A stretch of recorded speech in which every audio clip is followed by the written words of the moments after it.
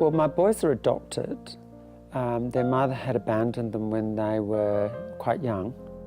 And then subsequently the boys were farmed out to housekeepers who abused them and treated them very poorly, beat them quite a lot. By the time they came to me at 6 going on 7 and 8 going on 9, they came with a lot of baggage. For both boys, when they came at 6 and 8, they were still bedwetting. For the 6, that's probably okay to have accidents, but for 8, it's unusual. Well, perhaps not. But that continued on till he was 10 and 11. Stealing, lying, stealing food, which I could understand because there was a lot of anxiety about whether food was available for them. A lot of poor health, unsanitary behaviour that usually a child has lost by a very young age was still with these boys. Their interaction with their peers was very aggressive, very bullying, very violent quite often. How they related to each other was also quite violent and difficult. Love was not something that they felt comfortable with in the slightest.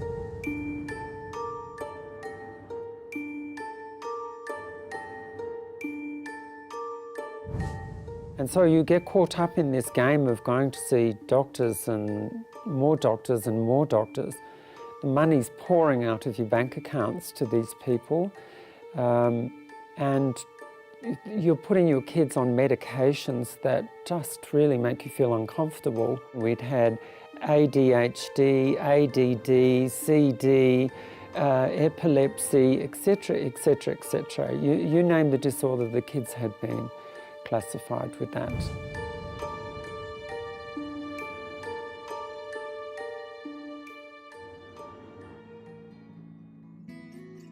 The first meeting with Ken was probably an incredibly dramatic meeting for me, in the context that he was very straight and very deliberate. He sat with a clipboard with a piece of paper on it for 10 minutes and studiously listened to me sprouting off all of the problems about the kids. And it was literally 10 minutes before he said, "Stop now, that's enough.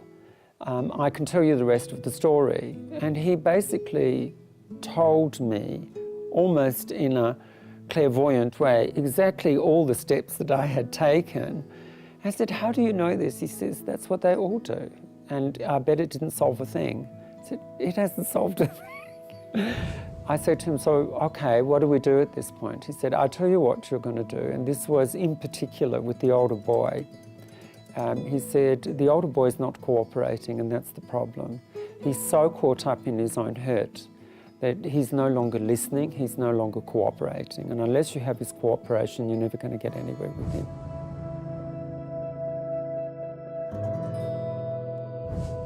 So off we went and we did exactly what he said. And within an hour and a half, the problem was solved. And the boy was already different. It was about listening to him and getting him to tell us what he wanted. We weren't listening. I suppose we were busy trying to help him. We weren't actually listening to him. And we weren't letting him make decisions for himself and guiding him. It was more an urgency to protect and to find a way to solve the problem for him because, he's young and he doesn't know. In actual fact, we were wrong. And following Ken's way of positive behaviours and encouraging the child to choose positive behaviours has had a very positive outcome. It was a bit of an eye-opener, a bit of a shock, because it worked so fast. Honestly, within 24 hours, both boys were different.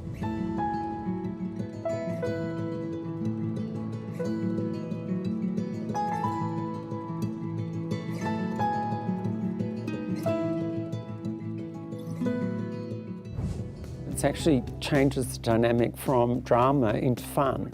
So your interactions with the children are a lot more fun, because their choices are better. What I've discovered in the time that we've been using Ken's Way with the boys is their levels of responsibility and self-esteem has grown massively. So let me give you an example. Last night I was late for a dinner. My youngest son had started preparing dinner and cooked dinner, the entire dinner, for the household by the time I'd got home at 6:30. And he'd made a beautiful spaghetti bolognese and had just gone ahead and done it. And from that, his enjoyment of doing that has stemmed into, Mum, I really like cooking, I think I'd like to own a restaurant one day. And so you turn this broken child who couldn't speak English when he first came with all of these problems into someone who has dreams and visions and hopes for a future. I should add, he's also a top performer in school. He's topped both terms and he's topped in 5 subjects at school as well. He's loved by his friends and the school teachers, and it's just a total transformation. But it's a very simple process in using what Ken's basically taught us in how to parent better.